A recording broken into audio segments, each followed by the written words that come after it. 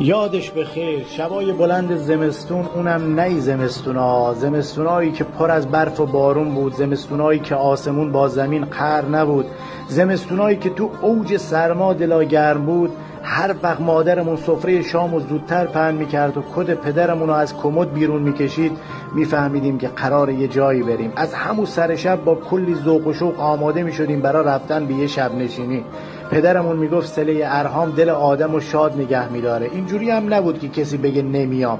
از این ادا اصولا که من نمیام شما خودتون برین، حوصله ندارم، امتحان و آزمون و کنکور دارم، یا جوون دوست داره تو خودش باشه هم نداشتیم.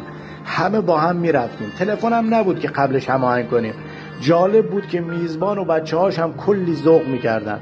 وقتی میرسیدیم سر کوچهشون، جلوتر از پدر و مادرمون بدو خودمون رو در خونهشون میرسونیم تا ببینیم هستن یا نه.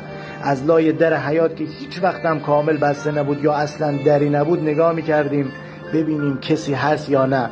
معمولا اگه یه چراغ روشن بود یعنی خونه نیستن و خودشون رفتن یه جای دیگه مهمونی. خیلی تو ذوقمون میخورد و قلب و دلمون حسابی میگرفت. ولی وقتی همه یه چراغا روشن بود بگو بخندمون تا آخر شب جور بود. اما یه روزا چی؟ آخر شب که بغض میکنی، دردا که تلمبار میشه، میری سراغ لیست مخاطبات، یکی حالت رو، یکی لسین رسندلی، یکی لانگ تایم اگو، یکی دلیت اکانت. نمیدونی کی هستن کی نیستن. اصلا آدم نمیفهمه چراغ کدوم خاموش و کدوم روشن تا بی مقدمه براش تایپ کنی تشنه یه صحبت طولانی هم و سریع ریپلای بشه بگو من کی کجا باشم. شاید تو جمع باشیم ولی از تنهایی و بی همزبونی روزا داریم دق میکنیم. بعدم اسمشو گذاشتن عصر ارتباطات. ای ارتباطات بخوره تو سرتون که کاری کردیم که مردم تو جمع هم تنها هستن و حتی حوصله خودشون هم ندارن. ما بین دو تا دنیا زندگی کردیم، دنیای خاکی بی سرعت بدون فیلتر، دنیای مجازی شلوغ و بی وقفه پر فیلتر.